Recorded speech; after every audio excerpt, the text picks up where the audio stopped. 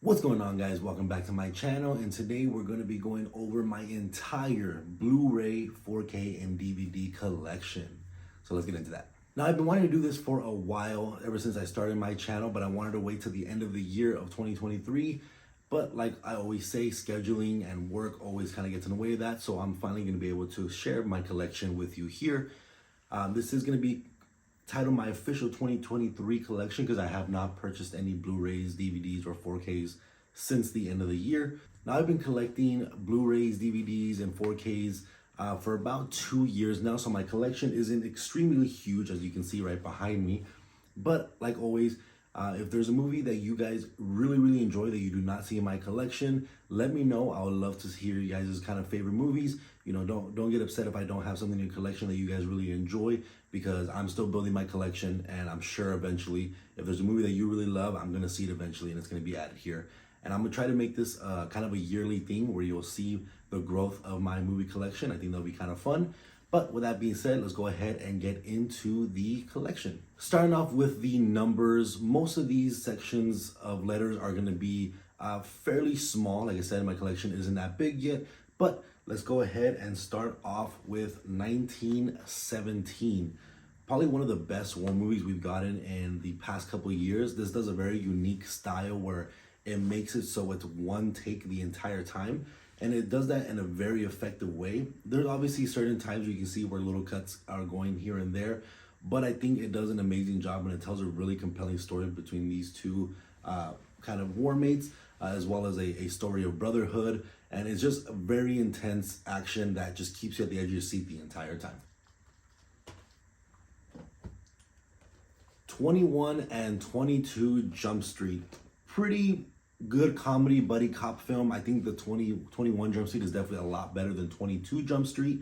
I haven't seen these movies in quite a long time, so I can't really comment too much on it, but I do know I have a couple of good laughs with 21 Jump Street. 22 Jump Street, I've only seen it one time, and I haven't seen it since, so maybe I should give it another watch, see if it kind of piques my interest a little bit more than it used to. 13 Hours in Benghazi. I think these are actually a little out of order. I talked about these out of order.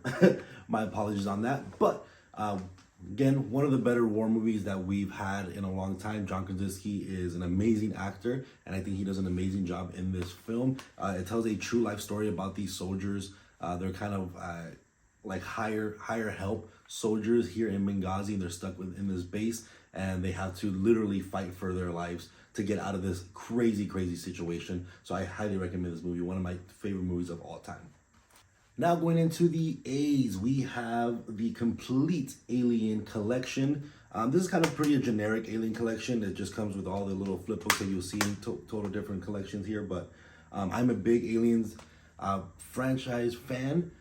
I'm very excited to see what the new Alien movie is going to be that's coming out in 2024. It wasn't on my most anticipated list because I did not know it was coming out until just recently. So I'm really excited to see that. I'm a big space fan, a big Alien fan. So anything that has to do with aliens or space, I'm going to be there. And this franchise has, for the most part, satisfied me with every single entry. Sometimes I like keeping certain things next to each other just because there's certain franchises. So this is not alphabetically correct, but Alien versus Predator. I believe this is both of them, both Alien versus Predators. I enjoy these movies. They're fun. Early 2000s movies, I believe they are early 2000s movies that just bring two iconic alien and action movie franchise monsters and put them against each other. I'm definitely going to enjoy that. Alita Battle Angel. This was actually a really big surprise movie. The trailers definitely captured me when I first saw this movie way back in the day. I don't even remember when this movie came out, but this movie definitely left an impact. It was actually done really well. I hope they do more. I know they said that they were going to do a sequel to this, but we haven't really gotten any information on that. But I do think this does a lot of good things in terms of action, choreography. It's very good CGI, a very good compelling story about Alita. So definitely check this one out if you guys have not done so. Ambulance.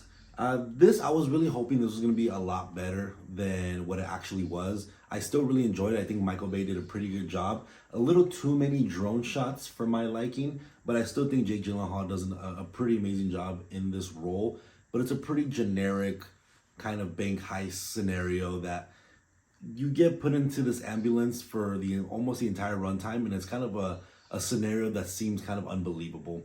But I still have a lot of fun with this. A lot of Michael Bay action that you would typically expect from one of his movies. So you can still have a lot of fun with this movie. American Hustle. I haven't seen this movie all the way through. I enjoyed the bit that I have seen. Just for whatever reason, the day I wanted to watch this, I wasn't able to finish it, and I just haven't revisited it. So not too much to speak on it, but I did enjoy what I saw, and of course Jennifer Lawrence. Anything with her, I love watching. American Sniper. This is an incredible true story. A very sad ending. If you guys know about the story of the American Sniper with Chris Kyle, he was one of the most deadliest snipers in military history, and he unfortunately passed away with him trying to help some people that were going through PTSD from the military. But this is just a very compelling story, very intense story, and I really enjoy this movie. I've only seen it twice because it is kind of one of those movies that it's a war movie that's kind of a tough watch because it is definitely not a high intense action movie. It's a lot of emotion that goes into this movie, but I still really enjoy American Sniper.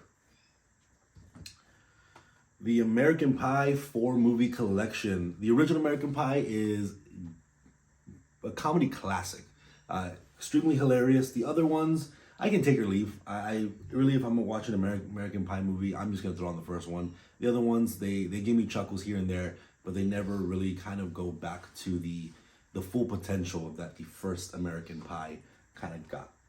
American Psycho. For me, one of the more classic horror movies from the last couple of decades. I really enjoy, why can't I his name? Christian Bale as the role here, and I think he does an amazing job.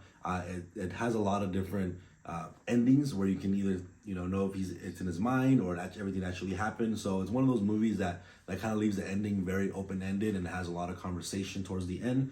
So I really enjoy this movie. Pretty intense, pretty wild. This is one of the movies that's very quotable. There's a lot of memes from this movie as well too, which is actually pretty fun to see. But I really, really enjoy American Psycho. I have Anchorman 1 and 2. This one's pretty cool. It's kind of this little collector's edition. I don't want to pull it out because this kind of box is already kind of janky as it is. But it has like some cards in there. It has what's his name? I can't even think of his name. Ron Burgundy's kind of like notebook in there, which is pretty cool to see some certain things from the actual movie. So those are pretty cool collector's edition. And then we just have the second one, which I don't think is as funny as the first one, but both of these Anchorman movies are pretty hilarious in general in my mind. So these are movies that I haven't watched too many times, but I do still enjoy them quite a bit. And last for the A, Antlers. Never seen this movie. I heard this was a really scary movie whenever year this came out. So I went ahead and picked it up when I was at Target one day and I saw it and it was fairly cheap. I think it was like $10. So I went ahead and picked it up. Still haven't watched it. Probably be a while until I do watch it because a lot of times, every time I pass by this movie, when I'm trying to search for what I want to watch, it's not something that always piques my interest. But I did hear it's pretty scary. So if you guys know anything about it, let me know. Now going on to the B's, Baby Driver. I think Edgar Wright did a pretty good job writing and directing this movie. It's a pretty unique concept with this kind of kid that can't really hear too well, but he loves listening to this kind of music, and this music kind of hypes him up to drive extremely well for all these kind of different heist people that he knows and is kind of entangled with. I don't remember too much about the movie off the top of my head. I've only seen it a couple of times when it first came out, so sorry if I can't say too much more on it. But it's a pretty fun movie, especially if you like cars and car culture. That has some pretty fun cars in there that he does drive around. The Back to the Future trilogy. Some of the best movies to ever come out, ever. And this has a pretty cool kind of book collector edition. where it kind of gives you different features from each individual movie. Has all these little kind of slips for all the DVDs and stuff as well. So this is a pretty cool collector's edition that I have here for Back to the Future. Some pretty cool graphics on this little book here as well. So I love these movies. They're just classic time travel movies. Very timeless. They still hold up today. I'm sure pretty much almost everybody watching this video has seen Back to the Future. But if you haven't, what are you doing? Bad Boys 1 and 2 and Bad Boys for Life. Surprisingly, Bad Boys for Life is probably the best out of the trilogy. You would never expect, 20 years later, that these two characters can come back and still make a very compelling buddy cop story that has a similar feel to the original two. But it does a very good job in my opinion, and we are getting a fourth one this year. And I wish they would have saved the For Life for the fourth one, because that would have been perfect of just leaving it Bad Boys for Life. But besides the point, I think these are some pretty kick-ass, funny buddy cop movies. And we have Barbie in pristine 4K. One of the best movies to come out this year. It wasn't too high on my overall ranking list, but it's one of those movies that I feel like I can rewatch multiple times. Just because it's pretty fun. Ryan Gosling, Margot Robbie, just capture the roles that they're giving here. A lot of social commentary, but it was just a fun movie to watch. And I definitely recommend it if you were not really into the whole Barbenheimer phenomenon that happened mid last year. I have the Batman 4 movie collection, the 1989 to 1997 movies. 1989 Batman is probably still my favorite Batman of all time. Not that I necessarily grew up in that era, but it's the Batman movie I've watched the most. I love the Joker in that movie. I love the Batman in the movie. I love the story. A little weird when you kind of go back and watch it, what kind of Tim Burton was trying to accomplish with these films. But it's still one of my favorite Batman movies of all time. And most time if I want to watch a Batman movie, I'm going to go back to the 1989. I even have my own Batman suit of the 1989 Batman. So it's one of my more beloved Batman movies. I'm a huge Batman fan. And then we have the Christopher Nolan Dark Knight trilogy. Some of the best Batman trilogies we've ever had of all time. I think the Dark Knight Rises is probably one of the best ones out of the trilogy, with some faults in there. So it's unfortunate that it kind of has some weird acting, some weird sequences towards the end of it. Of course, the Dark Knight is famously known for Heath Ledger's Joker, one of the best Jokers of all time. And the original Batman Begins, oddly enough, I didn't watch it until after I saw The Dark Knight.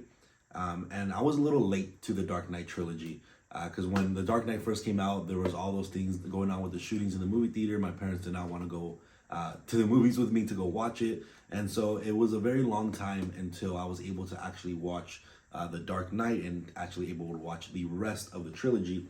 But some of the best Batman movies ever created and some of the best Christopher Nolan filmographies. We have the Lego Batman. Never seen it, but I will one day because, again, I love Batman. And we have the newest Batman. I will admit that I was one of the people that was very skeptical on this Batman and the casting, but when I finally saw this in theaters, I thought it was just fucking badass. I think they did an amazing job with the story here. The villains are very threatening. They don't feel like some of the older villains where they're very cartoonish. These feel like actual villains that can threaten your life. And I'm very excited to see how they're going to follow this up in 2025. One of the bigger surprises from DC, the Blue Beetle. This was in my top 10 movies of all time of last year. I think they just did an amazing job capturing kind of a classic superhero origin story. It does feel very reminiscent of a lot of movies like Iron Man, Spider-Man, things of that nature, but I think this did a pretty good job in terms of having the family element to it, and just that element alone is kind of what makes this movie a little bit more special than the other ones that I just mentioned. And I think Joe Monogolo, if I remember his name correctly, did an amazing job as Blue Beetle. And there's rumors that he's going to continue being the Blue Beetle when the DCU gets rebooted in 2025, which I hope he is, because he did an amazing job as the Blue Beetle. Then we have the Blues Brothers. Don't shoot me now, but never seen it. I bought this with the intention to watch it because I know this is a very beloved movie, but I haven't seen it yet, and I'm definitely going to watch it hopefully pretty soon because I just know it's beloved and I really want to know why, and I love seeing older movies. One of my favorite movies of all time, Blue Streak. This is one of the movies I watched all the time as a kid. I think Martin Lawrence does a pretty amazing job as playing this kind of criminal that leaves a diamond in this kind of building that's being constructed, but he gets arrested, and then years later he finally gets out, and when he goes back to that same location, it's now a police station, and he has to basically pretend to be a cop to infiltrate the station and try to get this diamond that he stole years ago. So it's a pretty funny concept, and it just has a lot of wit to it. I really enjoy this movie. I can throw this movie on all the time and still have a good time with it. Some pretty good villains here as well. Some pretty good action sequences. It's just very smartly written in my opinion. And the B's are going to be ended with Blue Streak. Alrighty, and now going into the C's, we have Caddyshack. I am a huge golfer. I'm a big golf fan. Excuse me. I have not seen this movie yet, coincidentally enough.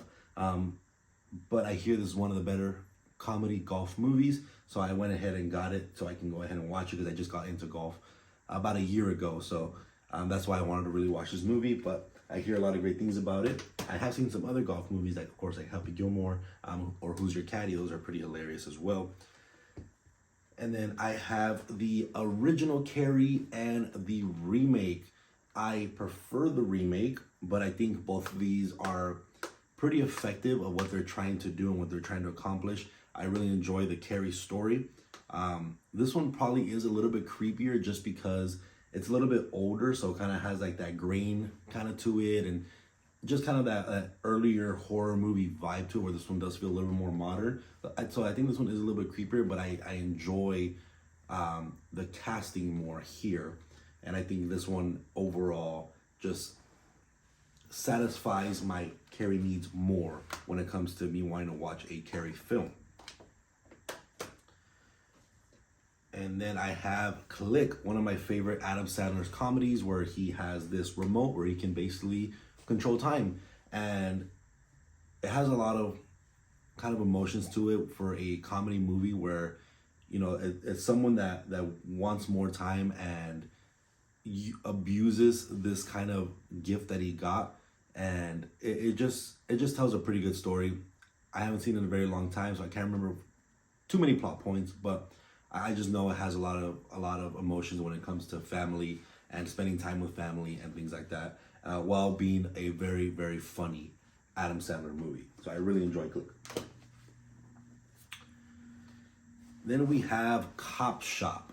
I'm a sucker for cop movies, if you guys have not noticed that yet, but I really enjoy cop movies, and I just saw this one day at Target. I wanted to buy a movie, buy a Blu-ray, but there was nothing that really piqued my interest, and then I saw this, Cop Shop, and I saw Gerard Butler, and I got intrigued.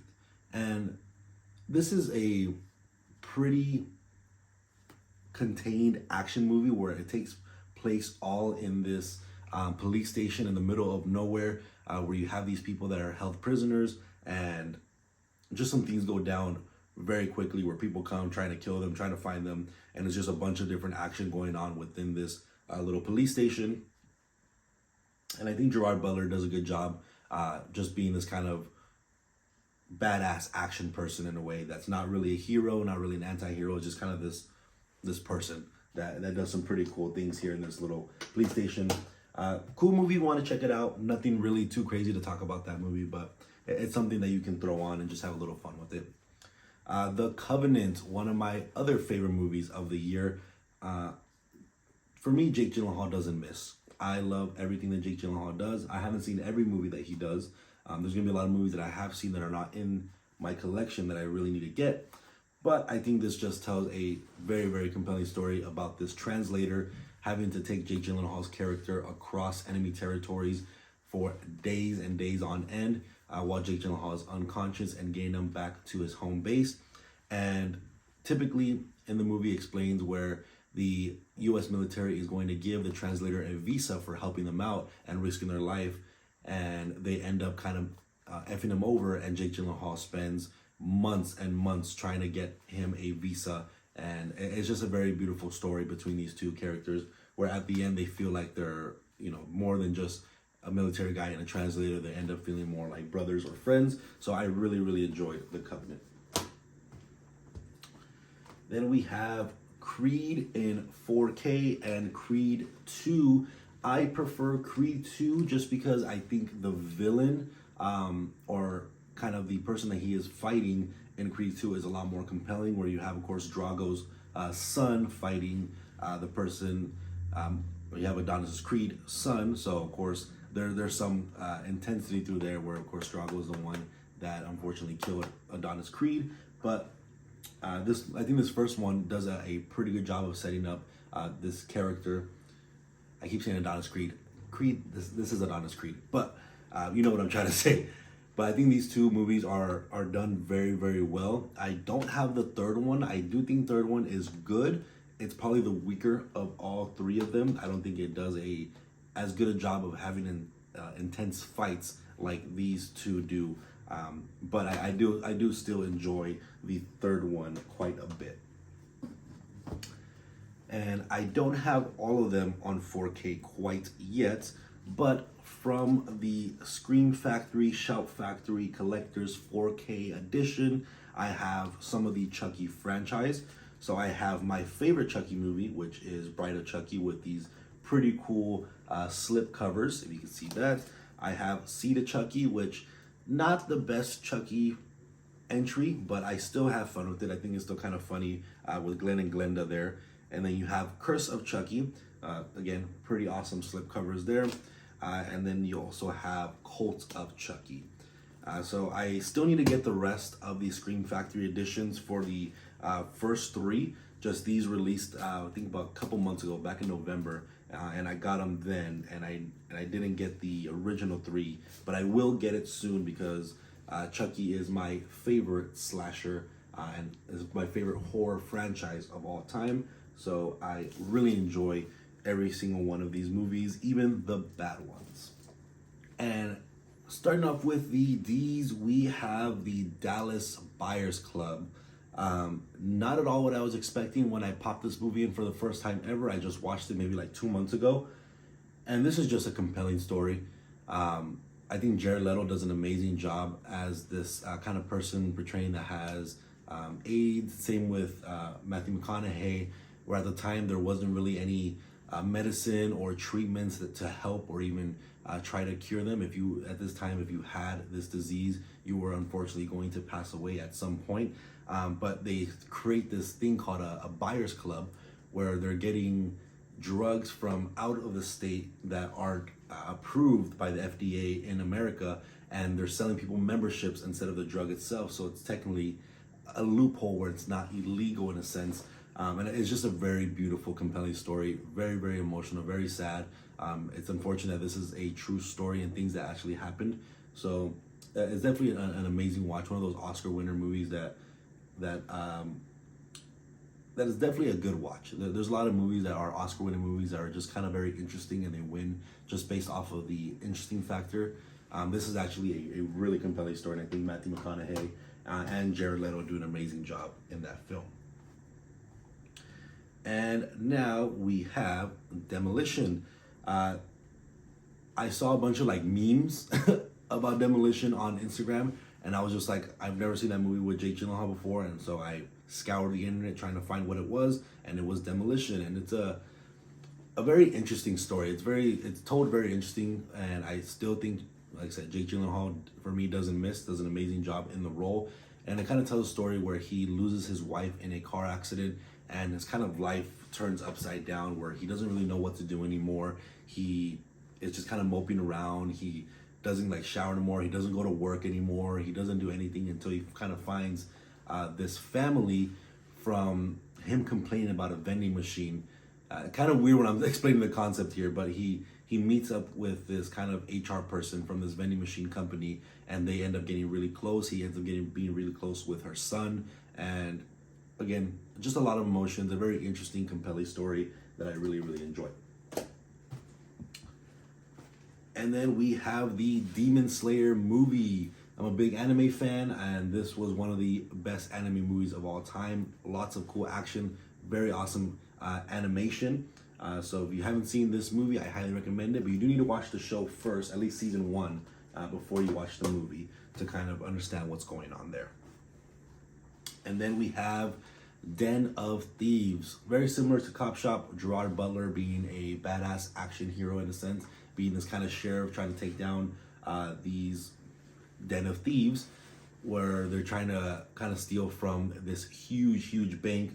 And like most movies, things go very bad for the actual bank robbers here, but it has a pretty interesting twist at the end that I enjoy, that you can kind of see coming, but it still does it in a way that it doesn't ruin the experience. And I really enjoyed this movie. One of the better bank robbery movies of the past decade for sure.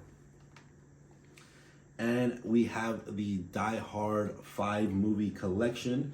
I've only seen the original Die Hard. If you've seen my Christmas special of 2023, that was my first ever viewing experience of Die Hard. I've had this collection for about a year now, and I just watched the original one, and I thought this was, obviously one of the most beloved action movies of all time, one of the most beloved Christmas movies of all time, if you consider it a Christmas movie. The other ones, I know a lot of people can either take or leave some of the sequels, but I think the first movie does an amazing job being a very down-to-earth, compressed, very enclosed action movie that has a lot of emotions and very satisfying, where you have this person that's not trying to be the hero, but he has these skill sets to be the hero, and he becomes the hero. So that's pretty fun. And then we have Dirty Dancing. Not my movie, but it's in my collection because it's my girlfriend's. But Patrick Swayze and Jennifer Grey, pretty fun romantic movie. But from this era, if I'm gonna watch a romance movie, I am gonna watch Grease over Dirty Dancing. I've only seen it one time, and it's fine. I enjoy it. And then we have Django Unchained. This is my favorite Quentin Tarantino movie of all time. I know some people might say Pulp Fiction. Pulp Fiction is my number 2, which we'll get to in a little bit once we get to the P's. But I've seen Django Unchained numerous amount of times. There's even a time where I saw it like 4 times in a row in 1 week. I just think this is a amazing Quentin Tarantino movie, an amazing Western. It does a lot of risky things in terms of the storytelling that I really, really enjoy.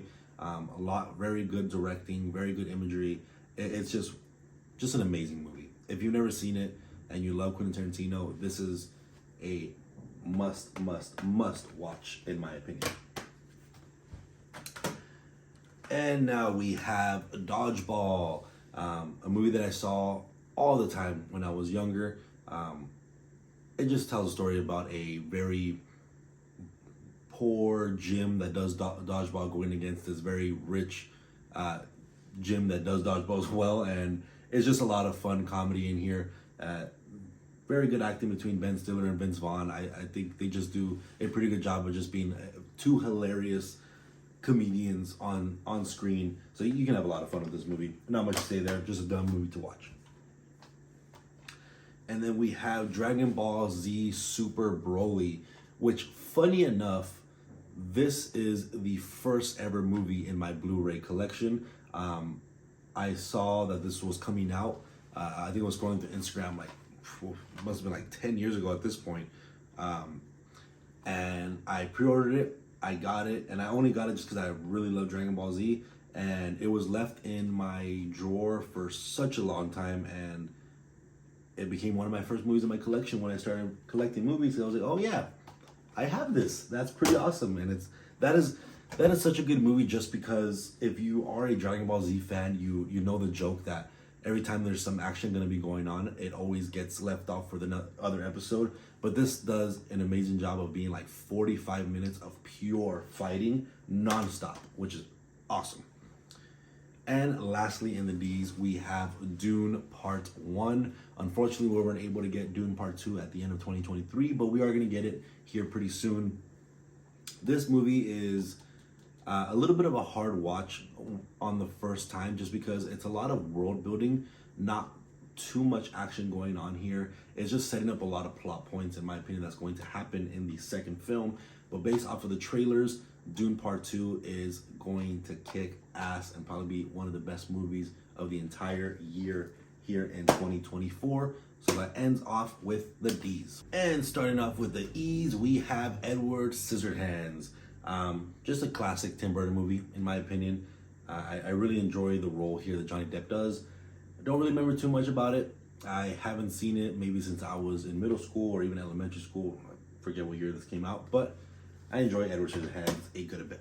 And we have Elvis, one of the better movies, or one of my favorite movies, I should say, of 2022, I believe. I think Austin Butler does an amazing job playing Elvis, bringing a lot of classic Elvis movies into kind of modern sounding music. And it was just a story that doesn't dive too deep into the worst parts of Elvis, but it definitely gets kind of in there, and it kind of shows you some of the bad parts of his life, and also the things that his manager did that is just very unfortunate and sad to see that it literally killed Elvis.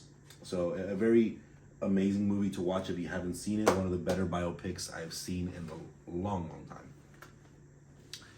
Then we have Employee of the Month. Very, very hilarious movie. One of my favorite movies of all time in terms of a comedy. I used to watch this with my siblings all the time.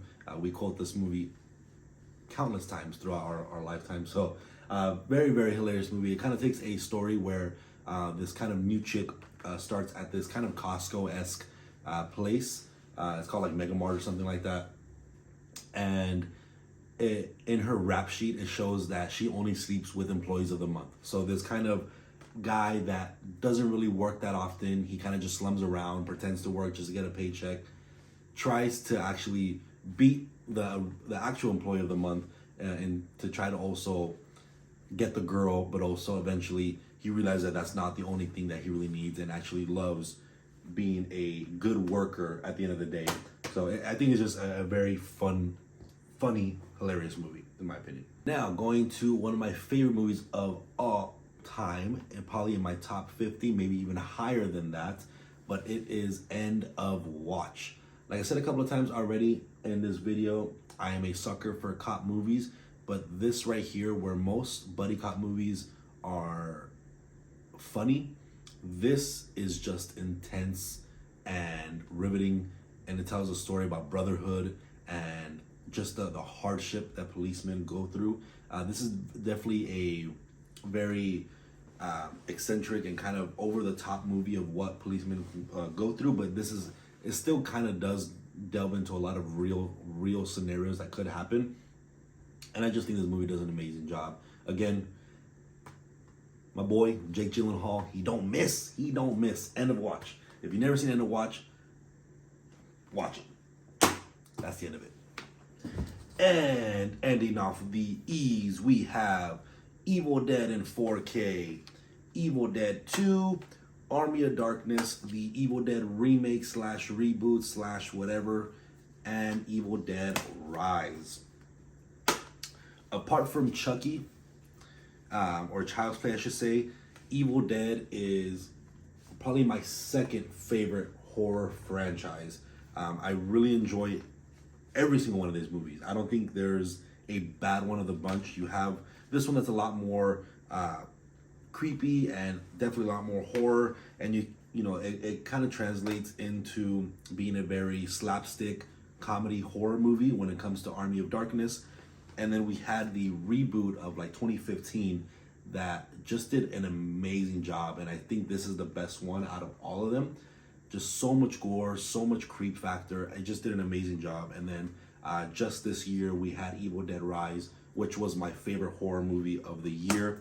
So I love this entire franchise, Evil Dead, and I hope we get another one here pretty soon because I would love to see some more Evil Dead. And now going into the F's, we have the Fast and Furious 9 movie collection and Fast 10. Very beloved franchise for me. I grew up watching the Fast and Furious movies. I am a big car guy, so these are movies that definitely resonate with me the most.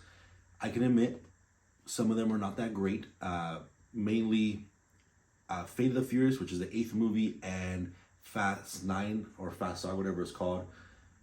Those two are probably the absolute worst movies of the entire franchise, but I do think it kind of revived itself with Fast X. This was easily one of the best Fast and Furious movies in my opinion, and I just really adore this franchise. I do hope it ends pretty soon. We got the part 1 with Fast X, and they originally said it was going to be a part 1 of 2, and now they're saying it might even be a part 1 of 3, which, my God, I don't want to say give it up, but if you're going to continue this franchise, I think we all want to see them go back to the grassroots of the original 2 movies, really. Fast Times at Ridgemont High, or Ridgemont High, excuse me. Just a fun coming-of-age story that has some pretty hilarious characters, some pretty hilarious moments, very quotable lines, and I just recently saw this movie maybe like a year ago. That was my first experience with Fast Times, but I really enjoyed that movie. Definitely a classic comedy in my opinion. And now we have Ford versus Ferrari, one of the best racing movies of all time.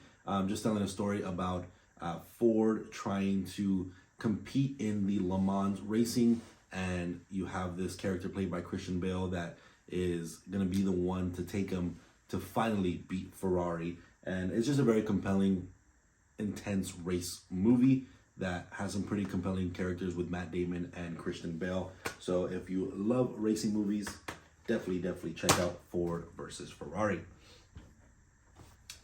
And one of my favorite movies of all time, Forrest Gump. I mean, what can I say? It's in glorious 4K, super quotable, super hilarious, one of the best movies of all time. Tom Hanks does an amazing job here as Forrest Gump, and if you haven't seen it yet, why not? One of the best movies of all time. Then we have The Founder, one of my favorite biopics of all time, I should say. I think Michael Keaton does an amazing job playing this character that used to be kind of like a door-to-door salesman trying to have like a get rich fast scheme with all these different things he's trying to sell to restaurants, companies, and he gets a call from these 2 brothers, the McDonald's brothers, and he essentially steals the entire McDonald's brand, and McDonald's is what it is today because of the character that Michael Keaton is playing. A very tragic story for these 2 brothers, but a very crazy and interesting story that events like this happened in real life, and is one of the reasons why we have McDonald's today, which is pretty crazy. And lastly, in the F's, we have Free Guy.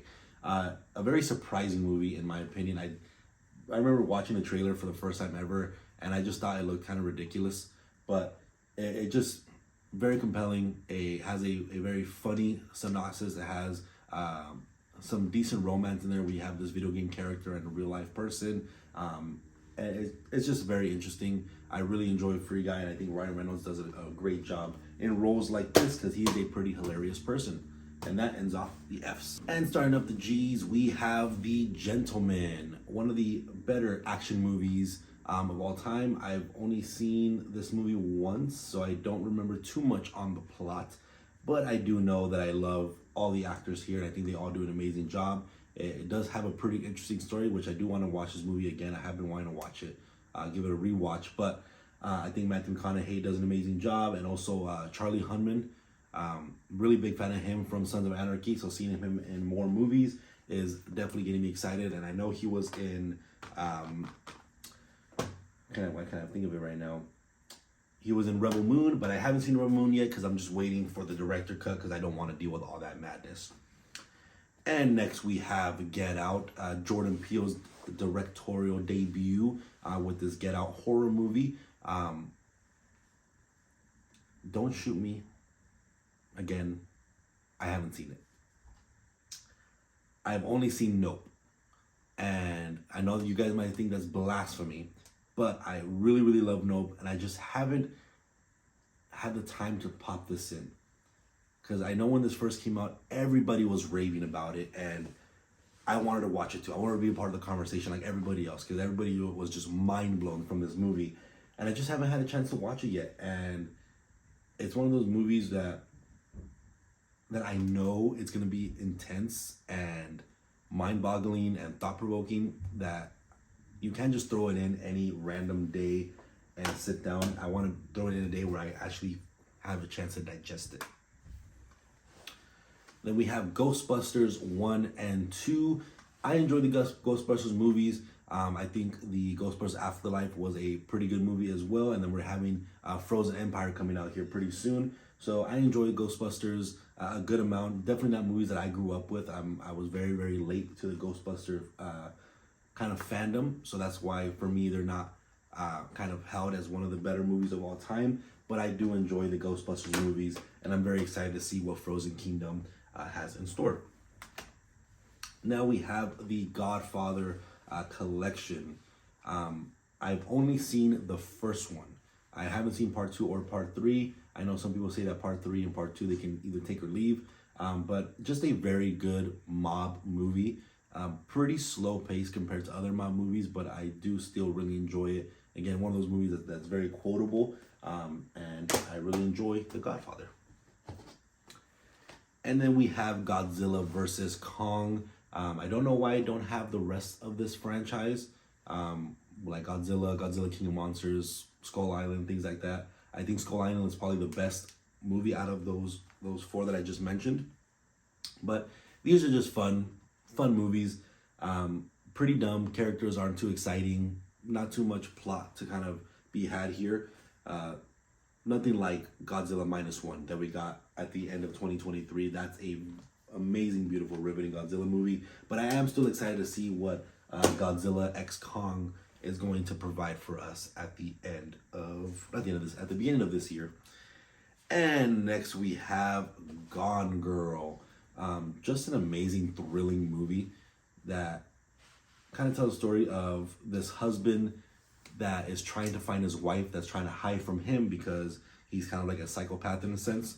And it just tells a very, very thrilling, intense story that's very scary and could be very, very true, and can actually happen to certain people. And this is kind of a really cool, nice little collector's edition here. You have this kind of little booklet of where the movie is actually at. And then it has Amazing Amy's Tattletales. So it's like a whole little story book in the actual covering thing. So that's pretty cool too to have for a amazing movie like this one. And if you haven't seen Gone Girl, I highly recommend it. It is an amazing thriller. If I can get these things back into the slipcover. There we go. Highly recommend Gone Girl if you haven't seen it. Do I have to say it again? Don't shoot me. But The Goonies. I just purchased this movie. This is one of 2 of the last movies that I've bought in 2023. Never seen The Goonies. Didn't grow up with The Goonies, but I know it's a very beloved movie. So that's why I bought it in pristine, glorious 4K. So I can enjoy it in the best way possible when I do. And eventually, finally, pop it in. Gran Turismo, and again, glorious 4K, one of the best movies of last year, and a very rewatchable movie, a very compelling story about these kids that played the Gran Turismo video game that were entered into this kind of academy with Nissan, and this kid actually makes it all the way and becomes a real life race car driver, which he is still racing today, and it has some pretty intense crash sequences and racing sequences with some pretty emotional storytelling. So I really enjoy Gran Turismo. Then we have Gravity. I really love space movies, but this is one that I never watched ever before, so I bought it to watch it. I was planning on watching it today, but I ended up popping something else in that we'll talk about a little bit later once it pops up. But this looks pretty interesting, but I haven't seen it, so can't really comment in it. The Greatest Showman is kind of messed up on the packaging, but The Greatest Showman. One of my buddies really loves this movie, so I bought it because of his recommendation. But I haven't seen it, so no comment. And then we have How the Grinch Stole Christmas, which I put in the G's because of the Grinch. I know the title does not start with a G. And we have the Grinch animated movie. This is one of the best Christmas movies of all time. This is enjoyable enough. I would definitely prefer to watch this one over the Grinch. But I still enjoy both these movies and like to watch both of them during the Christmas season. So that ends the G's. And starting off with the H's, we have Hacksaw Ridge. Again, I'm a sucker for war movies. So this is a true story about this soldier that is religious, and he always vowed to never touch a gun, never hurt anybody. And all he wanted to do was become a army medic during World War II, I believe it is. And basically just all he wanted to do was save people's lives without hurting anybody. And the military originally agreed to it, but then they didn't want to let him pass boot camp. And he had to go to Corps and fight to be able to be allowed to be in actual battle. And he ends up saving countless lives. And it's just such an emotional roller coaster of a movie that this movie does bring me to tears. I really love Hacksaw Ridge. It's one of the best war movies of all time, and the fact that it's a true story makes it even better. So there's that.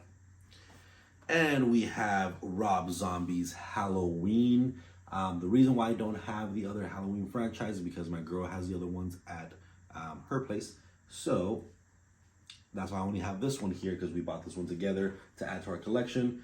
And I've never seen the Rob Zombie Halloween movies. I've seen all the other Halloween movies, but I have yet to check those out, so I can't really comment too much on those. Then we have the Hangover trilogy. The first one is one of the best comedies of all time. The second one, not so much. And the third one, never seen it. Just because of how bad the second one was, in my opinion. So it's a very downslope trilogy, but I still have a lot of fun with the first one. Like I said, one of the best comedy movies of all time. And then we have the Hateful Eight, which is Quentin Tarantino's 8th film of his filmography. And this is just a fun Western movie. A little long-winded at parts, but I still really enjoy this one. Not one of my favorite Quentin Tarantino movies, but I don't hate any movie in his filmography, so I really still enjoy the Hateful Eight. And then we have the Harry Potter 8 film collection. Never read the books, but I really enjoy the movies. I think they do a fantastic job of building out this wizarding world. And of course, having the attraction at Universal always makes it even more fun when you go there, because it just feels like you're a part of the movies. But, you know, what else can I say about Harry Potter? They're just really fun wizard movies that starts off very sweet and cute and ends up very intense with all the action that goes on in that universe. So it's pretty cool. And then we have Michael Mann's Heat, one of the best bank robbery movies of all time. This is probably my favorite bank robbery movie, where you have Robert De Niro versus Al Pacino, and it's just such an intense, awesome action bank robbery movie that you can throw on at all times and just have a lot of fun with it. That has a decent ending, but still very good. And this is the movie that I opted to watch instead of Gravity, but Hell or High Water. This, I didn't know what I expected when I plopped this in, but this is more than just a bank robbery movie. This is very compelling. It's about family. It's about brotherhood. It's about being a better man. It's about leaving wealth for generations on end. It just has a lot of different beats to this movie that is more again than just a bank robbery movie. It's to become better people essentially in a way. At the end of it, mainly with Chris Pine's character, he's never been a bad person, but when he was struggling and wanted to help out his family, he had to turn to some crime to do so. And it's just a very compelling family and brotherhood story. And then we have Hereditary. This was on sale for $5 at Target. Haven't seen it. Everyone said it's one of the scariest movies of the year that it came out and one of the scariest movies in general.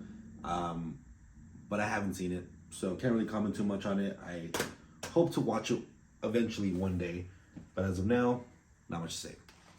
And then we have Home Alone 1 and 2, which are the only Home Alone movies that should ever be recognized as Home Alone movies. You have, of course, Macaulay Culkin here playing this little kid, and on the first one that gets left home and has to kind of fend himself off in very comedic ways against these two robbers. And in the second one, you have him in New York, where he basically does the same thing, but in the city of New York. And these are just classic Christmas movies, in my opinion. I love watching these movies every year during the Christmas season. And Macaulay Culkin just got his star on the Hollywood Walk of Fame, which is pretty awesome to think about when you think about how young he was in these movies and where he is now. It's pretty crazy.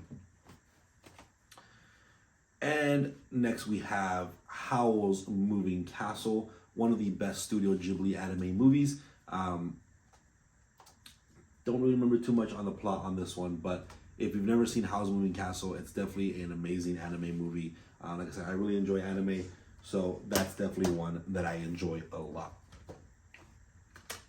And then we have the 4-movie collection of the Hunger Games, which I enjoy pretty much all of them, especially the first two. The first two are definitely my favorite out of this kind of 4-movie franchise that we got here based off of the books.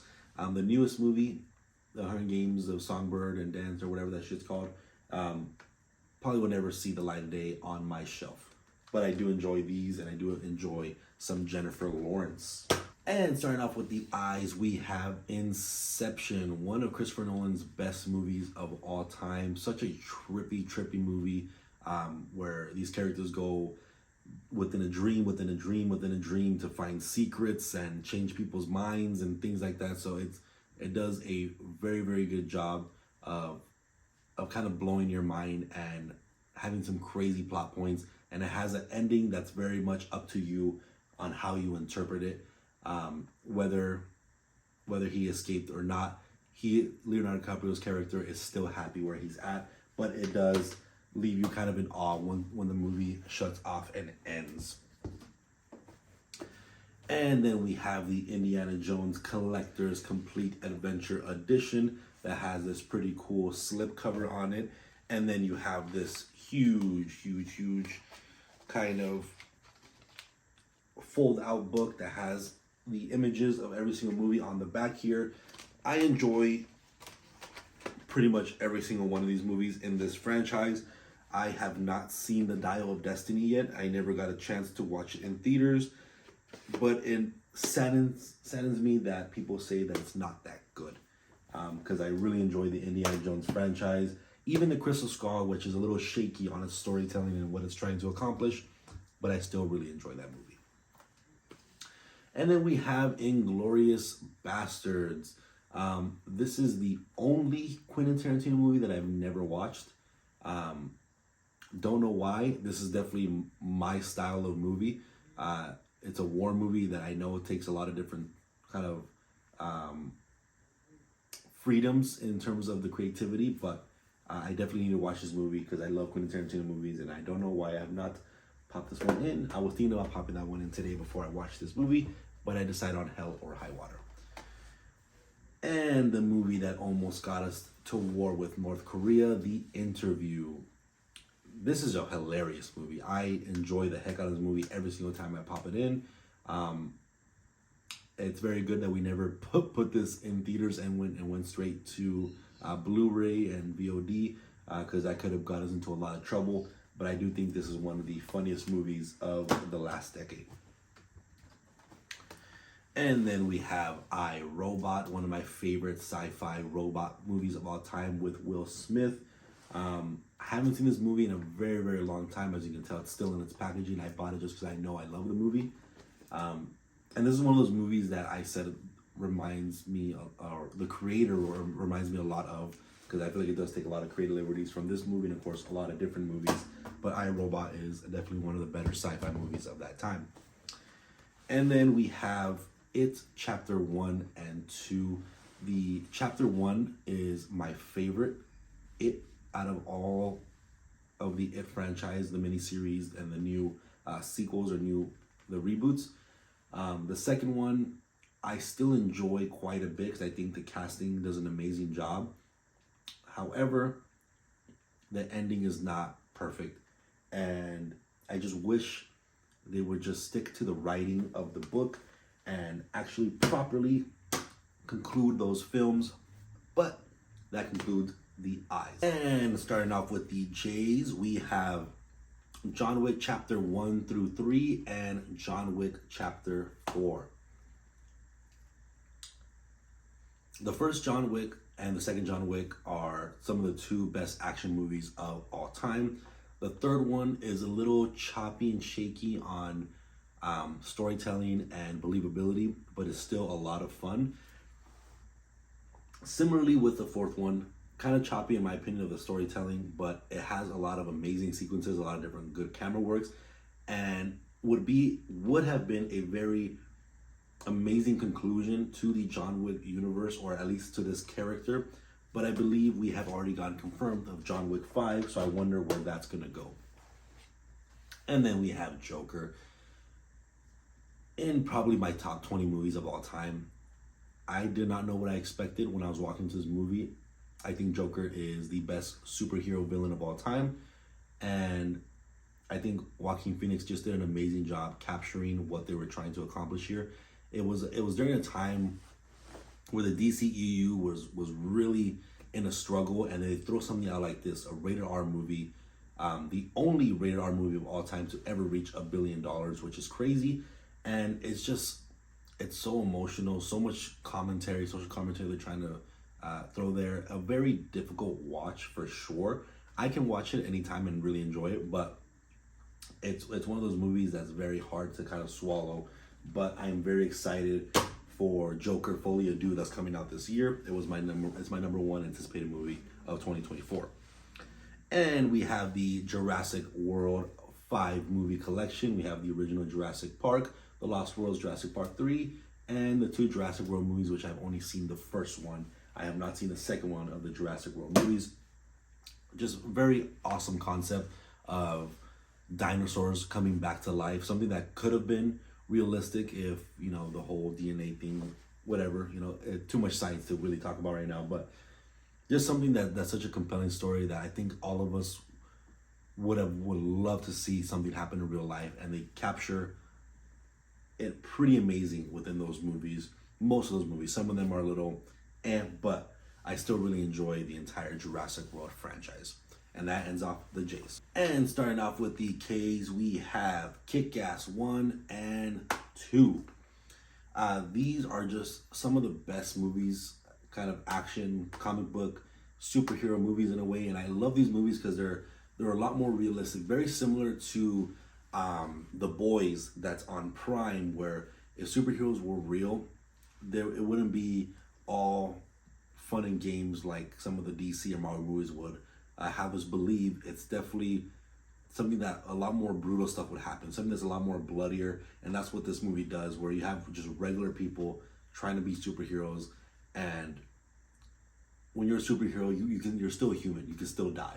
And these just do an amazing job, action-wise, character-wise. I think Nicolas Cage as Big Daddy in this movie is a very fun character. And then similar with Chloe Grace Moretz as Hit Girl, just does an amazing job. And then in the second one, I think just does a lot bigger and badder things that just makes the second one my favorite out of the two movies. But both of these movies do an amazing job just being some kick-ass, no pun intended, comic book superhero movies. And then we have Kill Bill Volume 1 and 2. I think this might be my first ever experience with Quentin Tarantino movies. It's either this one or Django Unchained. But I really enjoy these. My cousin loves these two movies. These are some of her favorite movies of all time. And these are just some amazing kind of Japanese samurai at a similar time being a Western kind of action revenge movie. So I really enjoy part 1 and 2 and what that brings to the table.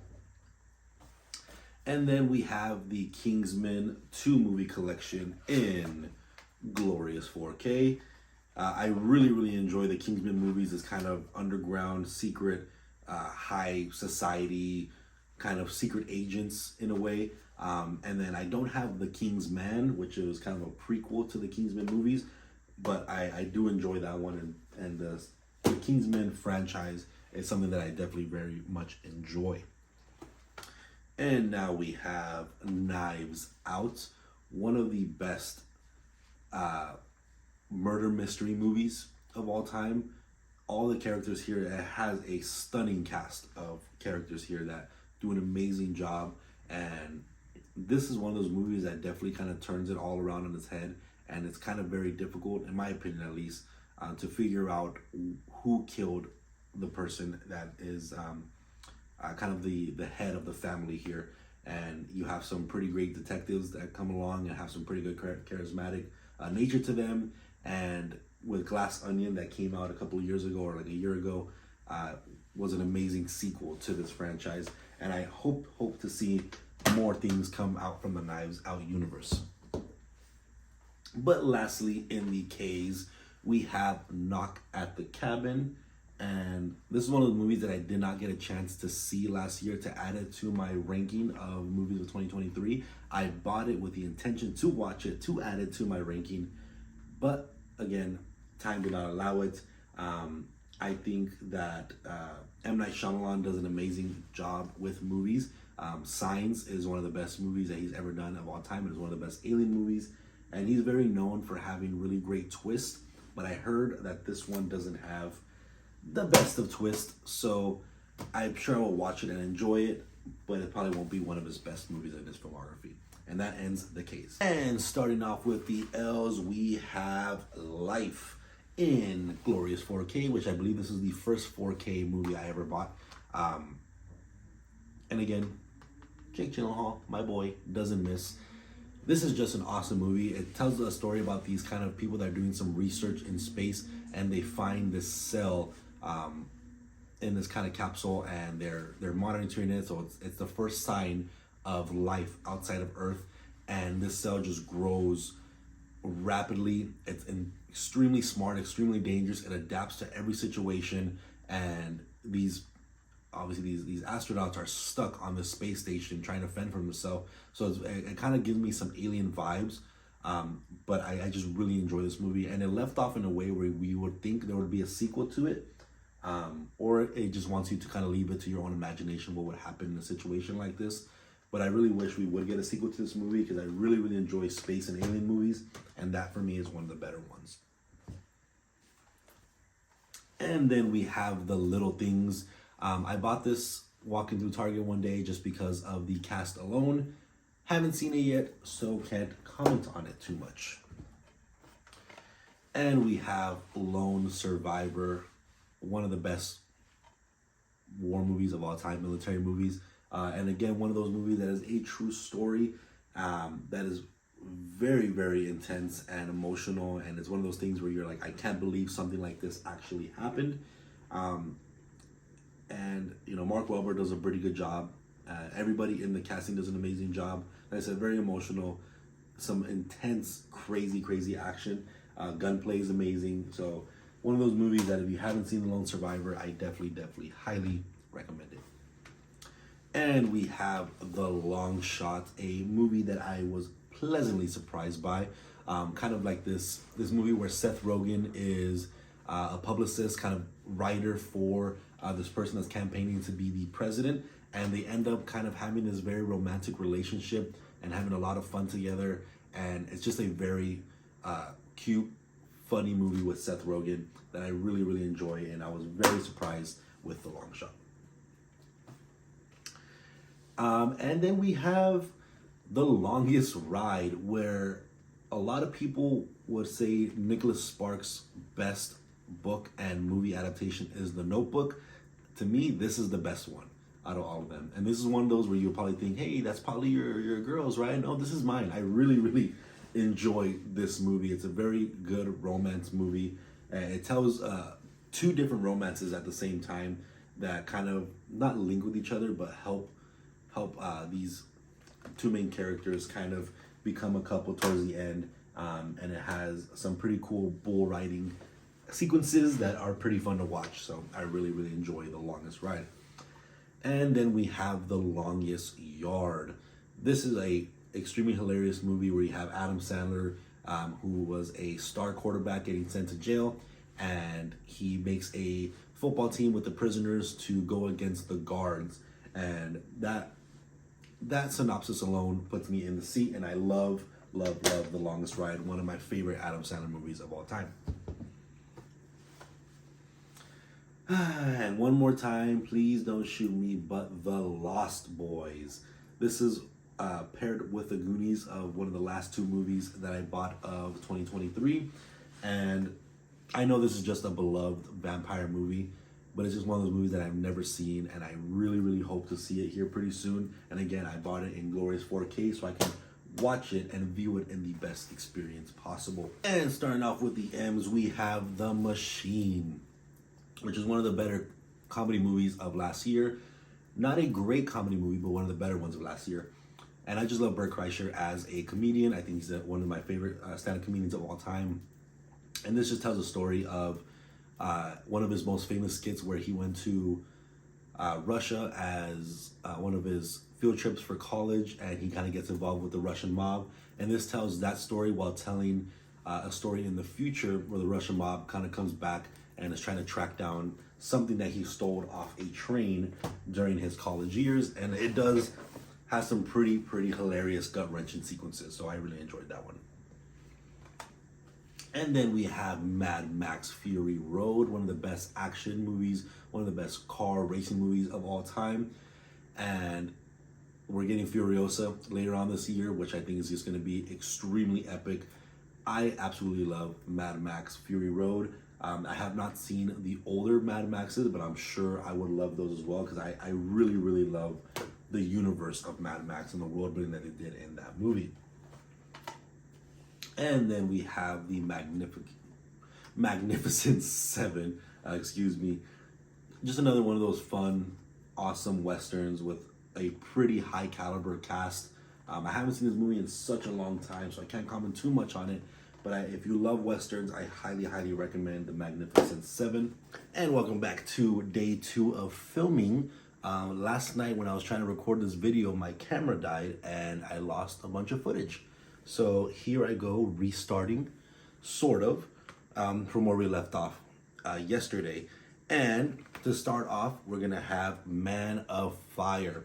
So for the longest time, this was my favorite movie of all time. Basically tells the story of Denzel Washington. He's kind of like a hired help, sort of security guard that these rich people hired to protect this little girl. And she ends up getting kidnapped, and Denzel goes on a rampage trying to figure out who kidnapped them and makes some pretty hard sacrifices towards the end. And it's just a satisfying, emotional movie that if you haven't seen it, I highly recommend it. It is such an awesome experience. And then we have Ridley Scott's The Martian.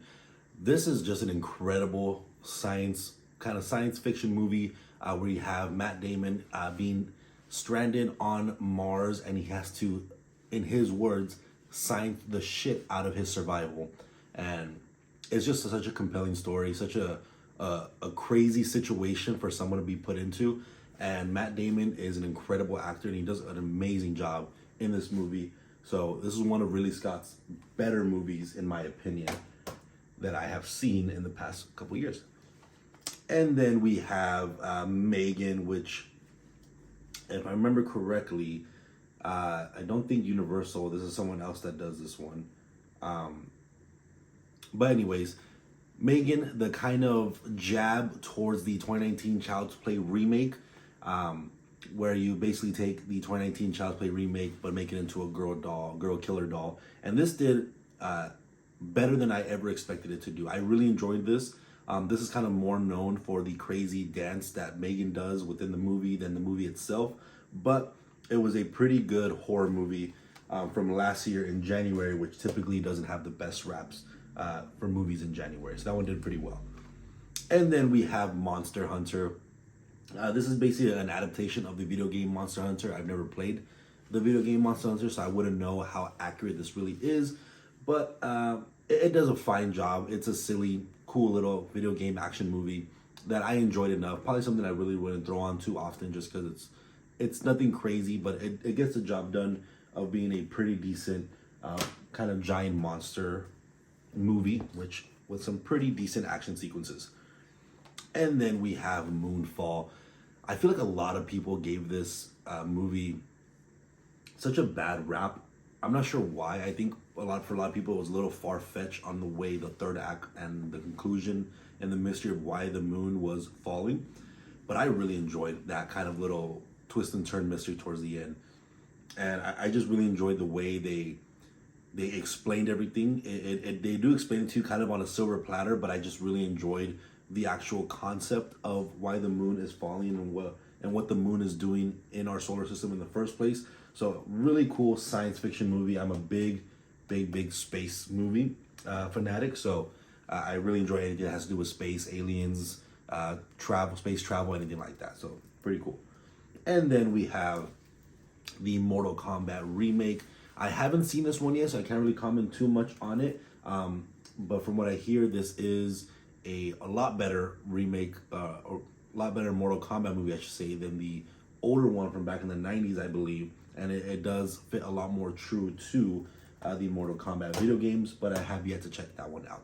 So that ends the M's. And going on to the N's, now we have The Night Before. If you want to hear my more in-detail thoughts about this movie, you can go ahead and check out my channel. I reviewed it for my 2023 Christmas special, but this is my favorite movie for the Christmas season. Extremely hilarious, just some heartfelt brotherly love, some crazy comedy, lots of drugs, lots of crazy things happen in this movie that I really enjoy. So this is my definitive Christmas movie. Every year I have to watch that on Christmas Day. And then we have Nope, Jordan Peele's third movie. This is, again, like I said, I really love anything that has to do with space, and this being an alien movie, it indirectly has to do with space, and I just really enjoyed this film. I have yet to check out the other two Jordan Peele movies. This is the only one I've seen, and I think this does a great job. It kind of turns the whole alien invasion kind of thing on its head, where the mystery of what the alien actually is pretty unique, and I really enjoyed the reveal and how Jordan Peele really directed this movie. And the only gripe I can really give this movie is that our main character doesn't have the best emotional reactions to what's going on. So it can kind of throw you off a little bit throughout the film, but other than that, I think it does an amazing job. And now you have Now You See Me 1 and 2, a pretty generic heist movie that has a magician element to it. It has some pretty fun sequences, nothing too crazy. It's very B-level movie. You have some pretty good actors in it, so they do a good job of what they're given, but it's a pretty fun movie to watch, something to kind of just throw on and have a good time with, especially if you like magic and magicians and stuff. That's a cool little movie to see. And that ends off the N's. And starting off with the O's, you have Once Upon a Time in Hollywood. You have Quentin Tarantino's 9th film in his filmography. I think he said this is going to be his final film that he writes and directs. And on first watch, this movie kind of didn't hit for me. I didn't understand what it was trying to go for until you do a little bit more research on it, and I wasn't aware at the time the whole Marilyn Manson story and what happens, what this movie is trying to portray in history. And once you kind of understand the whole Marilyn Manson story and what this is trying to rewrite, what actually happened, it's a really compelling story. And I think the acting is phenomenal. This is a very rewatchable movie, in my opinion, and it's one of the better movies in his filmography. And I really enjoy this movie. I've seen this movie countless amount of times, so that one's really fun. And then you have my favorite movie of last year, Oppenheimer. Just on a little side note, for everybody that says physical media is dead and why do you collect movies, Oppenheimer sold out in the first week that it was released on physical media. So physical media is not dead yet. Oppenheimer was just such an incredible movie. Christopher Nolan definitely knows how to tell a story. The special effects, the acting, just the direction and storytelling was just extremely awesome and beautiful in this movie. And I really, really enjoy it. I have yet to see it in 4K at home, but I will be doing that sometime pretty soon. And that movie holds a special place in my heart just because it's the movie I first started off my channel with. So that's pretty cool as well. And now we have Over the Hedge. Just a fun little kid movie where this raccoon finds these kind of wild animals and he basically shows them how to steal food from all these people's homes so they don't have to live off of berries, nuts, and things like that. They can actually have burgers and bread and fruit and all that kind of stuff. So pretty fun, cool little animated movie that I really enjoy, that I saw a lot of times when I was a young kid. And then we have Overlord. Overlord is basically kind of like it's almost in a way a Nazi zombie movie, which is not really trying to go for that. It's more trying to go for genetically enhanced soldiers. But basically the characters are going to infiltrate Nazi territory the day before D-Day, and they kind of run into some pretty bad things going on in this Nazi kind of base where they're genetically enhancing soldiers to be basically super soldiers, and that's where I'm gonna go with that. It's pretty bloody, pretty action packed, and a really, really fun movie to watch. So that's gonna end off on the O's. And starting off with the P's, we have Paint. As you guys may know by now, I'm a huge biopic person. This is not necessarily a biopic. It's kind of inspired by Bob Ross's life, but Owen Wilson is not necessarily playing Bob Ross himself. He is playing, I believe they call him Rick Ross, which is kind of funny, but it's sort of Bob Ross's life, but a little kind of a little extreme, not necessarily exactly what really happened. And I just really enjoyed it. It was a really fun movie, something that you could throw on every once in a while and kind of have fun with it. But a movie from last year that not too many people talked about, that I actually really enjoyed. And then you have Passengers, which is chewed up from my dog, unfortunately. But like I said, I love space movies, and this is basically taking Chris Pratt and Jennifer Lawrence, where they're traveling to a new planet, and they're woken up from their hypersleep, and now they have to find a way to become friends and eventually romanticize each other and survive on this ship, where they're going to die because their journey to the new planet is long, long away. And we have The Penguins of Madagascar. Out of every single Madagascar movie, the penguins aspect is always my favorite part. So, of course, I have to have their standalone movie because that's pretty fun. And now we have Pets 1 and 2. Just a pretty fun animated movie from Illuminations where we see what pets do when their owners aren't home. The first one was extremely charming. I really enjoyed it. The second one, not as much, but I still have some fun with it. I do really like the Pets movies. And then we have, I believe this is the remake of Pet Sematary. I don't know why I don't have the original one and I only have the remake. I haven't seen this one, haven't seen the original one, haven't seen any Pet Sematary movie, but I know a lot of people really enjoy the Pet Sematary movies, but I can't really speak too much on that because I haven't seen it.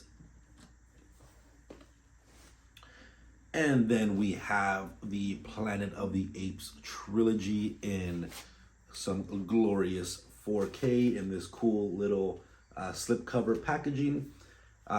Some of the best movies we have ever gotten, one of the best trilogies.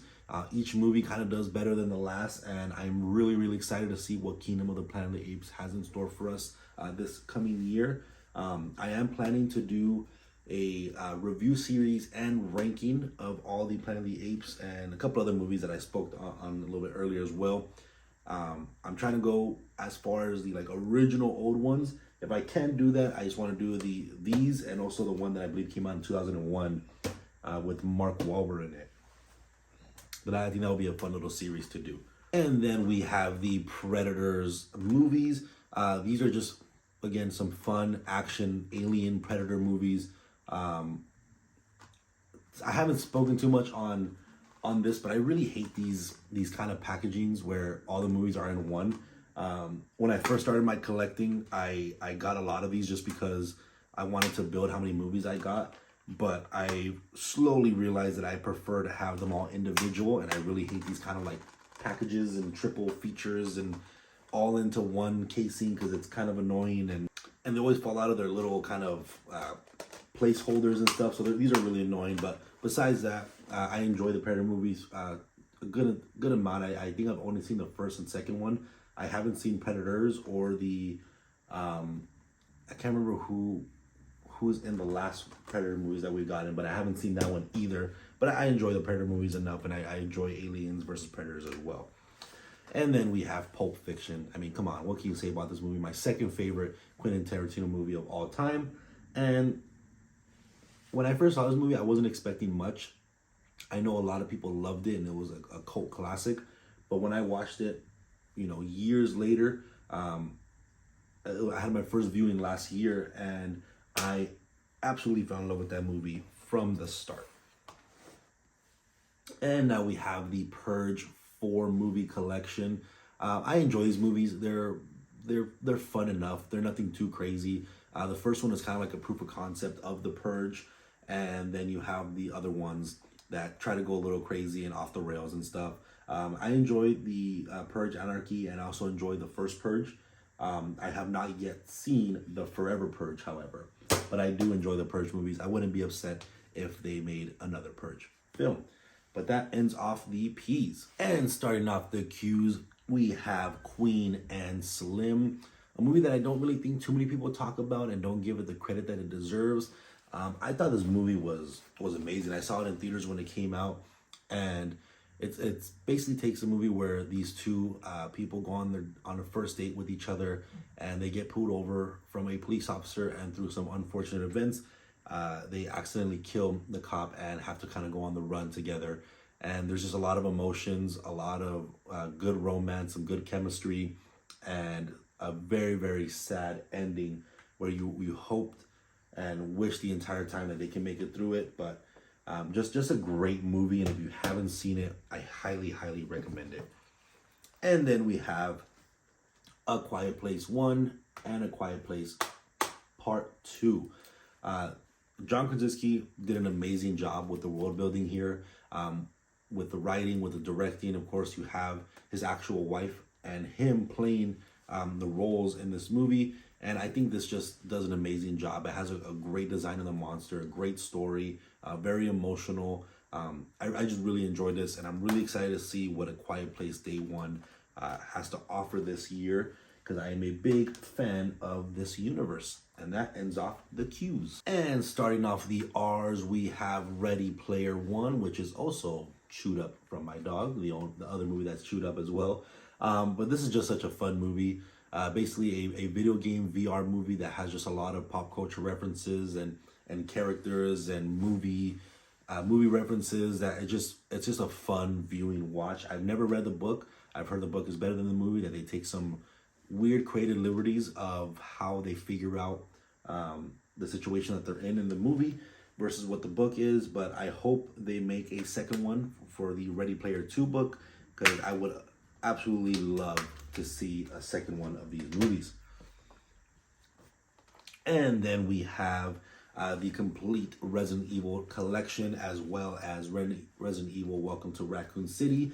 And like I said before, I hate these kind of packagings. I wish I had a much cooler collector's edition versus just this very generic packaging, because I have a lot of fun with these movies. Obviously, these, as the only thing these have to do with the video game itself is that it has the name, and there's certain characters and villains that are in the movie, but everything else, it's its own creative liberty. And this has a fault of setting up things that are going to happen in the next movie but never following them up. But I still have a lot of fun with this Resident Evil franchise, and I have yet to watch Welcome to Raccoon City. I heard that this is a lot more like the first two video games, so I'm sure I would enjoy these, because I do love me some Resident Evil, but I have yet to watch that one. And then we have the Rocky collection. And besides this having a cool little slipcover, it has the same dilemma of the stupid packaging. But one of the most iconic sports characters of all time, some of the most iconic movies of all time. Rocky is just an amazing character. Some great acting from Sylvester Stallone here that also inspired the Creed movies and stuff. So I really enjoyed this universe of Rocky. Oops. And that's why I hate these kind of packaging. And then we have Rush, which is an F1 movie based on a true story about Niki Lauda, who is a Formula One racing champion, and his tragedy of his crash and his rehabilitation and coming back into racing, and his kind of rivalry with James Hunt, which is also an F1 champion. This is just such a good movie. It does a lot of amazing race sequences while also having some amazing acting and great storytelling and some pretty good romance as well. And then we have the Rush Hour trilogy in this cool little artwork packaging and everything. The actual book itself isn't too good, but the slipcover itself is really fun and just a hilarious buddy cop movie that I thoroughly enjoy. And one of the first three movies that I saw when I moved into this place, so it has some sort of sentimental value with this place here when I moved out. So that's pretty cool as well. And that ends off the art. I hope these S's don't tip over, because this is probably the biggest size in a letter category. But starting off the S's, we have Sandlot. Just an amazing feel-good movie. I watched this movie so many times when I was in high school. This was like the movie they always threw on when it was like a lazy day and they just wanted to show the class a movie. But whenever I'm in a bad mood, Sandlot can always cheer me up. Like I said, it's just one of those feel-good movies that I really enjoy and I love watching. I can watch it endless amount of times. And then we have Saving Private Ryan. I'm a sucker for war movies, and this is one of the GOATs when it comes to war movies. Tom Hanks, Matt Damon, just amazing acting. Some crazy graphic action that goes on in this and showing the kind of tragedy of World War II and D-Day. So just an amazing war movie. And like I said, I like keeping my franchises together, even though this is not alphabetically correct, but you have the Saw franchise, which has a huge book that every time I open this, these are good now. The CDs fall out of it, but you have the Saw franchise, and then you have the Spiral kind of spin-off in a way. Saw is not necessarily something that I gravitate to all the time. It's a very niche thing that I never really enjoyed when I was younger, but I grew to like the franchise a good amount as I got older. Spiral was definitely my favorite one out of the entire Saw franchise when this came out. But now with the addition of Saw X, that definitely is the definitive best Saw movie. And then you have Scarface, probably Al Pacino's most iconic role. And this is just one of those cult classic movies that is endlessly quotable, endlessly watchable, still holds up to today. You know, kind of a long movie. Some will say a little slow pace, but I enjoy absolutely every second of this movie. And Tony Montana as a movie character is one of the best movie characters out there in film history. And then we have Scary Stories to Tell in the Dark. I've only seen this movie once, so I don't really remember too much about it. And I think this is also based off of a book as well, so I'm not sure how accurate this is based off the book, but a fun movie from what I can remember.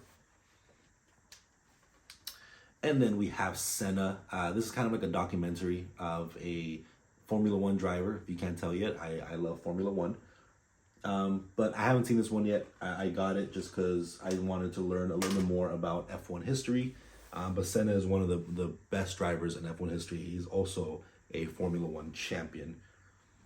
And then we have The Shining and Doctor Sleep. I haven't seen Doctor Sleep, but I have seen The Shining. And I really enjoy The Shining. It's a very kind kind of creepy movie that makes you think a lot. It's very thought provoking, and it's it's it's just an interesting movie. It's hard to explain if you've never seen it, but it's just one of those classic horror movies that I absolutely love. And I haven't seen Doctor Sleep, but for a couple of people I've heard it's better than The Shining, so I have to definitely check that out. And then I have Sicario in this very nice steel book. You can see that the glare doesn't destroy it too much. Very nice steel book with Emily Blunt there, and just a very cool packaging. This is what I need more in my collection, things like this. But Sicario, just one of the best action movies that we've gotten in the past couple of years. I don't have the second one, but I believe I do enjoy the second one more than the first one. And then we have Signs. This is probably my favorite M. Night Shyamalan movie. A very crazy alien movie that I used to be terrified of when I was younger. Me and my buddy would watch this all the time. And every time they would show like the news scene where the aliens are walking through like the alleys and stuff, we would always crack up and scream at those sequences. And it has a pretty cool little twist at the end as well that I really enjoy. So Signs, one of my favorite alien movies of all time. I absolutely love that. And then we have Sorry to Bother You. My buddy told me that I should watch this movie just because of how crazy the ending is. And it is a very crazy ending. When I first saw the trailer, I thought it was just going to be poking fun of call centers and those kind of like scam-likely call centers and stuff. But it just takes a crazy twist at the end that is just so out of left field that it's so entertaining, and you can watch it multiple times because just how crazy and wacky this movie is. But I absolutely love that one. And then we have Sam Raimi's Spider-Man trilogy. So we have the original Spider-Man, Spider-Man 2, and Spider-Man 3. Tobey Maguire is my definitive Spider-Man. I do enjoy the second one the best. I think this has the best story as well as the best villains. The third one, I still enjoy. I don't hate the third one. I know a lot of people give the third one a lot of hate. But I just really love this trilogy of movies, and I enjoy Spider-Man. Besides Batman, Spider-Man is my favorite superhero of all time. And then we have the Tom Holland edition trilogy of Spider-Man. I don't have the Andrew Garfield just quite yet, but I do need to grab those. But I love these two. Tom Holland is my second favorite Spider-Man. And this movie, of course, having all three Spider-Mans all together was just such a amazing phenomenon. And having that for all the fans was just such a great experience in the theaters. And then we have Spider-Man Into the Spider-Verse, one of the best animated movies we've gotten in the last couple of years. And Spider-Man Across the Spider-Verse was even better. And I cannot wait for Beyond the Spider-Verse. And I think Miles Morales is an amazing Spider-Man. And then we have Split, which is kind of a sequel slash spin-off to Unbreakable. I enjoy Split the most out of all the movies from Unbreakable, Split, and Glass. But this is just such a fun thriller where this guy has multiple personalities and basically becomes a monster by the end. And I really, really enjoyed the way they followed up with in Glass. And then we have the SpongeBob movies, which I am a huge SpongeBob fan, which we'll get into later on. But you have the original movie, which is such a classic animated movie in my opinion. I love this movie so much. I can throw this on all the time and really, really enjoy it. Sponge Out of Water was fun, has some pretty good sequences and kind of throwing the characters into becoming superheroes. And probably my least favorite, Sponge on the Run, but I still really enjoy this one. This was kind of more of a spin-off to the Camp Coral side of stuff, because I know that that's that new show that happened. But I enjoy all these movies. I love SpongeBob as a character, and then we're getting a new SpongeBob movie in 2025. So probably one of my most anticipated movies of 2025 as well. And then we have the Suicide Squad. This is the second one, not Suicide Squad, the Suicide Squad. I don't have the first one just because that movie was not that great, but I will get it eventually because I'm sort of a completionist. I can hold off on movies that I don't really love too much, but this movie did actually really, really well. Surprised me so much. I love the characters in this, and it just made me happy again that we had a good DC movie during that time. And to finish off the S's, which I believe it is, right? Yep, we have Superbad. Just an amazing comedy movie with just a lot of great laughs. A pretty basic story plot, but just a hilarious movie that I absolutely enjoy and I can watch all the time if I need to. And that will end off the S's. And then starting off with the T's, we have Talladega Nights, The Ballad of Ricky Bobby.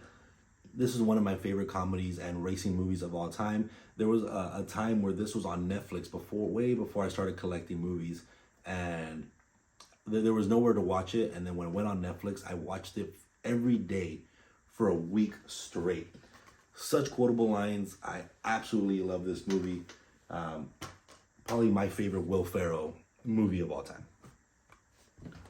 And then we have Ted 1 and 2. A pretty fun comedy. I enjoy Ted 1 more than I enjoy Ted 2.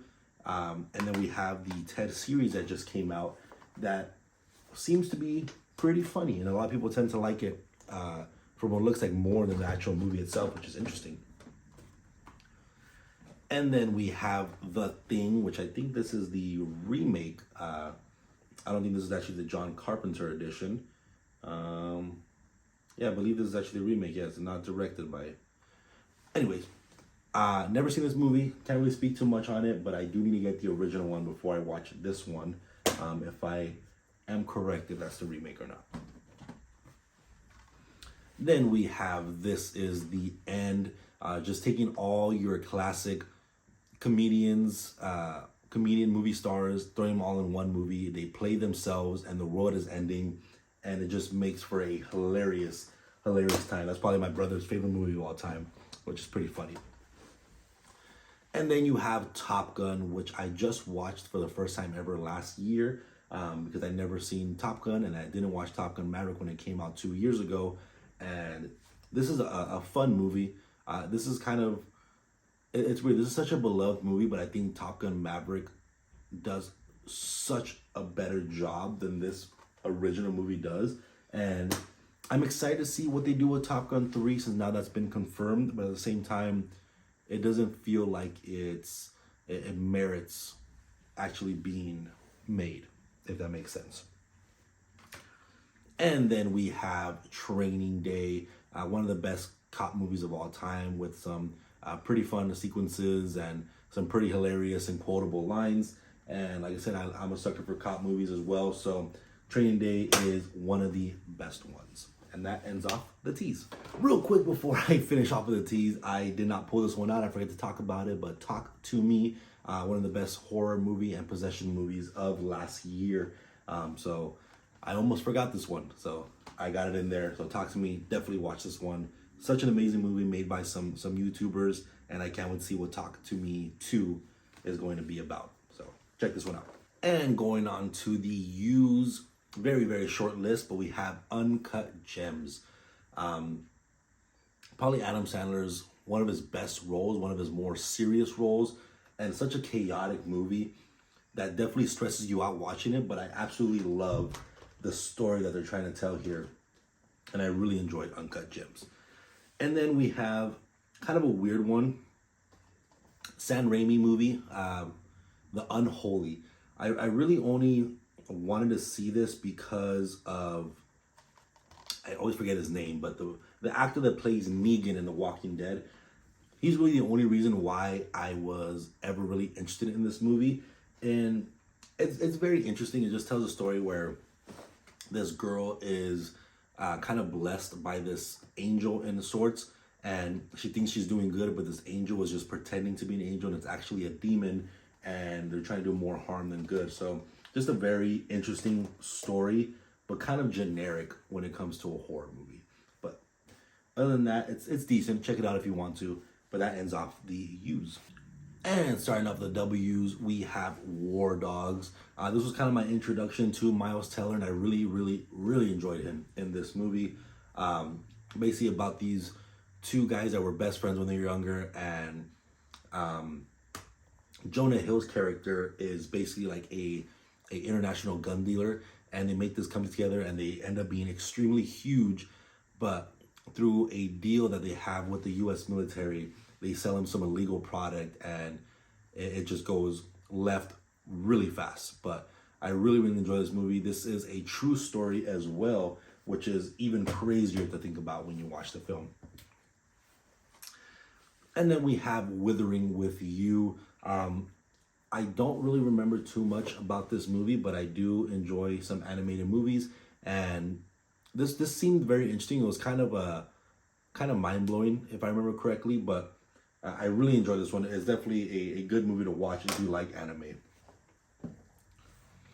And then we have Without Remorse, just a badass action movie with Michael B. Jordan, and playing this kind of character that was kind of like a special force veteran that some people come back and kill his family, and he goes on a revenge spree that is just extremely awesome and is just so badass. I really, really enjoyed this film. Definitely check it out. And then we have The Wolf of Wall Street, probably my favorite Martin Scorsese movie of all time. Just such a hilarious movie about Jordan Belfort and his rise and fall from the stock market. A true story. Jordan Belfort is a real person, and this story is true. And it's just crazy to see what these people did, and it's just a crazy story of how much money they made, what they did, or scams that they were doing. But it's also just such a fun, hilarious, gut-wrenching movie. So definitely watch it. Another movie that's super, super quotable for sure. World War Z, never seen it. I like zombie movies. Anything to do with zombies, I'm typically there. But this one just seemed kind of interesting and weird. But I haven't seen it yet, and I do plan to check it out one day. But that day is not today. And then my only movie in the Y's, The Year Without a Santa Claus. Such a old Christmas movie with the Miser Brothers. Pretty fun. I liked it. Very short movie. The thing is only barely an hour long, if I remember correctly. But it's just a fun Christmas movie to watch if you've never seen it. So I enjoy this one quite a bit. And we are now to the Z's. And we have Zombieland and Zombieland Double Tap. Like I said earlier, I love zombie movies, and these are extremely, extremely fun to watch. Some good kills, some fun characters, really funny movie. I remember when the first one came out, they were saying that they were going to make like 10 of these. And I don't know if that's still something that's going to happen. I'm not sure if they ever made enough money to do that, but I do really, really enjoy the Zombieland movies. And then kind of a weird movie to have in Steelbook, but Zoolander. Probably one of my favorite Ben Stiller movies was Zoolander, where there are these kind of like fashion models and stuff. Him and Owen Wilson kind of going against each other. And I have it in this really, really cool, really, really good looking Steelbook. And my last movie that's in Blu-ray, at least, Zootopia. This is my favorite Disney movie of all time. I don't know why. I really, really enjoy this movie. It's a cop movie. It's a kind of a buddy cop movie. It has a sloth in it, which if you guys see my Slaughterhouse review, it's my favorite animal of all time. And I really have a lot of fun with this movie. It also has some sort of emotional and kind of, how do I say it? I have some emotional attachment to this movie as well. So that's another reason why it's one of my favorite movies of all time. But if you haven't seen Zootopia, I highly, highly recommend it. And that ends off the Z's. But we are not done yet. Even though we have gone through all the Blu-rays and 4Ks, I do have a couple of DVDs that I have not upgraded yet. First off, we have the complete Chucky franchise. This is not mine, actually. This is my girlfriend's, and that's why I got the 4K version. And that's why I have been kind of lagging on getting the first 3 from Scream Factory, because we still have this collection to watch if we ever need to, but this is in just the DVD form. But eventually I will finish off getting the 4K versions of the rest of those.